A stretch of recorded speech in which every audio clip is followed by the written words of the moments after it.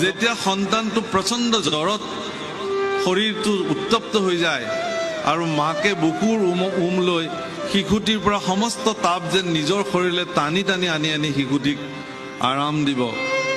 আৰু সেই শিশুটি যিদিনাখন ডাঙৰ হ'ব আৰু বৃদ্ধ মাতৃয়ে যেতিয়া কাষৰ বিচনাখনত কেকাই কেকাই শুই থাকিব, তেতিয়া বোৱাৰীয়েকে গৈ পেলাই ধমকি দিব, বোলে অকণ মনে মনে থাকচোন, আমাকো শুবলৈ দে বুলি।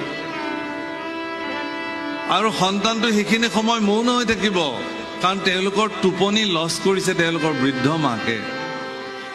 আয়ো, এদিন মোৰ জ্বৰ উঠোতে তুমি মোক বুকুৰ মাজত কুৰুকি কুৰুকি লৈছিলা। আহা আই, আজি মই এবাৰ বুকুৰ মাজত লওঁ। অন্তত মোৰ এই শিলাময় হৃদয়